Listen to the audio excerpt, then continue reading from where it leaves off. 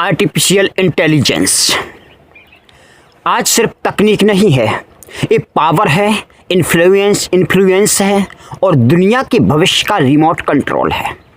और इसी दुनिया में एक ऐसा कदम हुआ है जिसने चुपचाप पूरी ग्लोबल पॉलिटिक्स को हिला दिया है।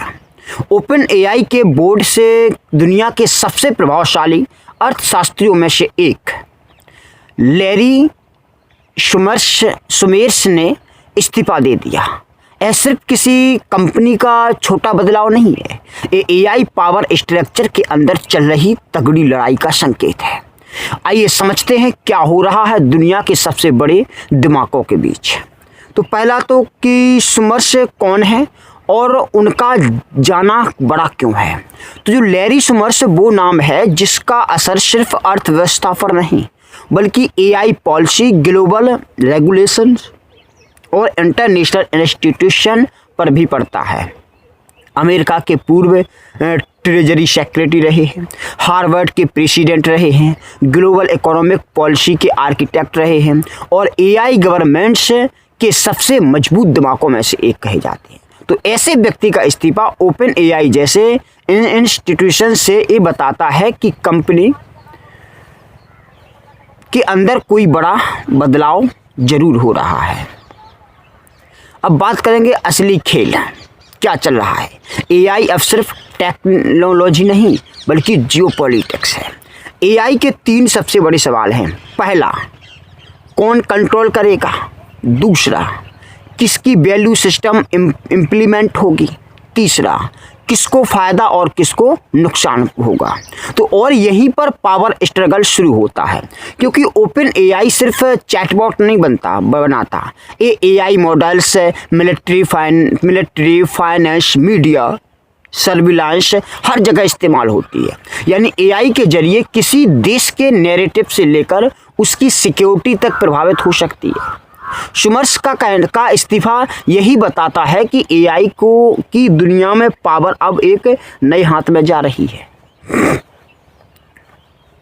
मतलब एआई कंपनीज जैसे open AI, Anthropic, Google deep mind, तो इनकी जो सबसे असली ताकत है वो टेक्नोलॉजी नहीं है बल्कि डाटा इन्फ्लुएंस, साइकोलॉजिकल रीच है।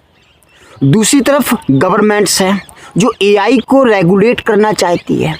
तो सुमर्स का इस्तीफा इस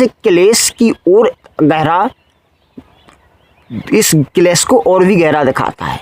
तो यही सबसे बड़ा सवाल है जो दुनिया पूछ रही है कि क्या एआई का फ्यूचर इंजीनियर्स तय करेंगे या पॉलिटिशियंस या बोर्ड्स या फिर इन्वेस्टर्स।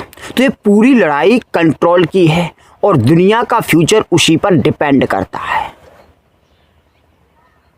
अब कल्पना करो, एआई एक ऐसी ट्रेन है जो 500 किलोमीटर प्रति घंटा की स्पीड से दौड़ रही है, लेकिन कोई नहीं जानता कि इसका ड्राइवर कौन है, इसका ब्रेक किसके हाथ में है या एक किस डायरेक्शन में जा रही है। तो लैरी सुमर्स ड्राइवर केबिन से उतर गए। इसका मतलब है कि ट्रेन के कंट्रोल पर अब कोई नया समूह स्ट्रॉन्गर हो गया है और यही दुनिया भर में चिंता की वजह बनी हुई है। आज दुनिया में 2 सरकारें चल रही हैं।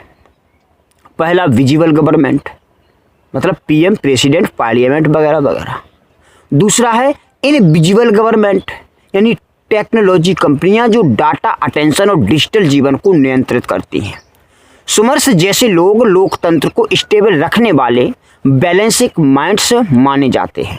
उनका जाना इनविजिबल गवर्नमेंट की ओर को और अधिक मजबूत करता है। तो भारत के लिए इसका क्या मतलब है। भारत के लिए 3 बड़े संकेत हैं। पहला तो एआई में रूल मेकिंग की ग्लोबल रेस शुरू हो चुकी है। दूसरा, भारत को अपनी एआई कंपनियां एग्रेसिवली आगे बढ़ानी होगी।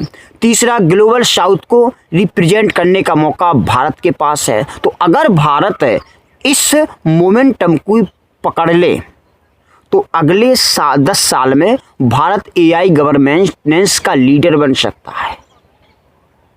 लैरी सुमर्स का इस्तीफा एक संकेत है कि एआई की दुनिया अब बंद कमरों में नहीं बन रही। यह दुनिया का नया पॉलिटिकल बैटलफील्ड है और जो देश, जो कंपनियां और जो नेता इस नए एआई पावर शिफ्ट को समझ लेंगे, वही दुनिया के भविष्य को शेप करेंगे, वही दुनिया के भविष्य को आकृति देंगे। तो आपको जानकारी कैसी लगी कमेंट में ज़रूर बताइएगा। मिलते हैं नेक्स्ट वीडियो।